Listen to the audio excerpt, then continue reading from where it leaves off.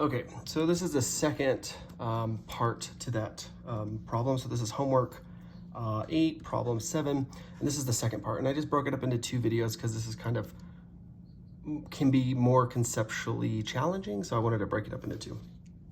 So in the first problem, we had basically a table, or in the first part, we had basically a table and it was attached, there was a string that's attached in the center, and this object is like spinning around on the top of this table, right?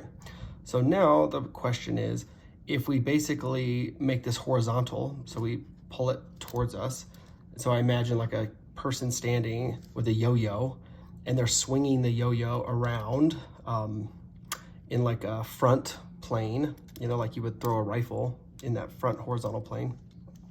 So it's no longer spinning around their head, it's actually spinning in front of them. Okay, and so the problem asks, what is the,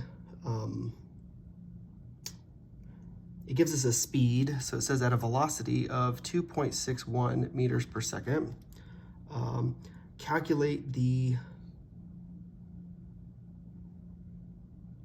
it says calculate the tension at the top of the circle. So,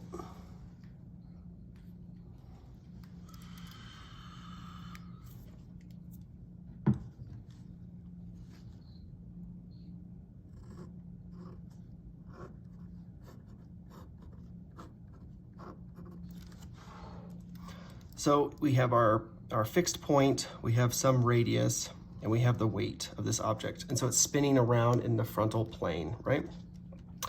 So if we just imagine for a second, say that it's at the bottom of the circle. So say it's like the ball is still spinning, but at the bottom of the circle, like what are the forces acting on this mass?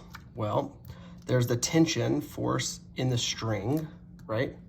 Now, is this mass gonna be heavier when the ball is at the bottom of the circle or when it's at the top of the circle, like here, for instance? So it's gonna be heavier at the bottom, right? Like if you imagine you have a pail of water and you're swinging it around your head, when it gets to the bottom of this circle, that's when it feels the heaviest to you, right? And the reason for that is the tension, or like that's how you're feeling the force.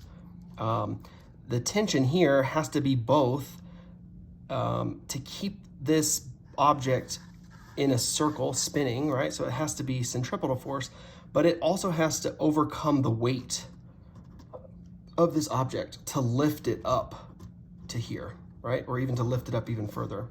And so it's gonna be heavier at the bottom, right? That just makes sense. Same is true when it's at the top of the circle. That's when the pail of water feels the lightest, right? It feels like it's kind of floating there. And the reason is because the weight that's pulling down because of gravity is actually gonna help you complete the circle. So it's gonna help you continue in this circular path, right? And so at the bottom, it's gonna feel heavier because you have to overcome the weight to lift it, in addition to have enough force to keep it in this circular path. And at the top, the weight of the object is actually gonna help you keep it in that circular path, you know. So at the bottom, I don't know if you can see this. Okay, so at the bottom of the circle, and I know the problem's asking for the top, but it's good to like understand the concept behind this. So at the bottom of the circle, we have this mass, and we say, what are the forces acting on it? Well, we have tension, right, is pulling it, that's a T. Tension is pulling it upward, you know, is upward to the center of the circle. And then we also have the weight, right, or just mg, going down. And so if we say the sum of the forces in the y direction, and I'm saying y because again, by convention, this is y, this is x. Everything going up is positive, everything going to the right is positive, everything going to the left is negative, everything going down is negative. So we say the sum of the forces in the y direction are going to be equal to, well, what are the forces in the y direction? It's just tension, and the tension is positive because it's going upward. And then we have the weight, which is mg, right? And so that's going to be negative mg. And so we say that the sum of the forces in the y, so basically all of the forces going this direction, is going to be equal to Fc, right? Because that's the force pointed to the center of the circle, right? At any point, it's going to be Fc. So we can say Fc, and that's also positive because it's pointed up in the y direction. Fc is equal to tension minus mg, okay? So to calculate the tension in the rope, which is T, we just do algebra. So tension, and then we add mg to both sides. So tension is equal to Fc plus mg. And that's why it feels the heaviest, or the tension is the most, at the bottom of the circle, because you both have to have centripetal force to keep the object spinning, and you also have to have enough you have to have a force to oppose the weight to actually lift the object up from the bottom of the circle up to the top of the circle. You have to have a weight component there. So the tension at the bottom is just Fc plus mg, okay? And we can calculate all this pretty quickly because it gave us the speed, right, in the problem. We know the mass, and we know the radius, right? So Fc is also equal to mv squared over r, and mg is just mg. All that equals tension. And so we say that we just plug in our numbers, 2.15 kilograms, that's the mass it gave us up here, times the velocity it gave us, 2.61, and then we square it. We divide that whole thing by the radius that it gave us here.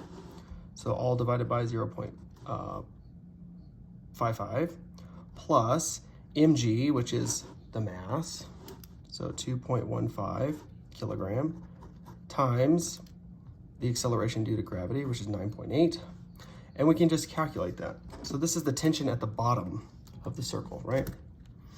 So we plug those numbers in. We get 2.15 times 2.61 squared. All of that divided by 0.55 plus 2.15 times 9.8. And so the tension at the bottom is going to be equal to 47.699 blah, blah, blah, blah, newtons, right? And that's not what the problem is asking. It's asking us for the tension at the top, but I want you to see the concept, because if he asks you on the test, what's the tension at the bottom or what's the tension at the side, then now you'll be able to solve it, right?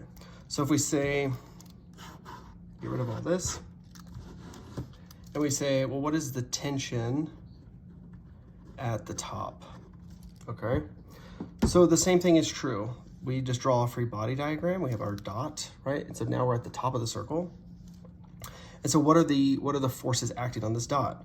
Well, we have the weight, which is just mg, and we also have tension, because the tension is going to be pointed to the center of the circle, right? So at the top, tension is going to be pointed this way.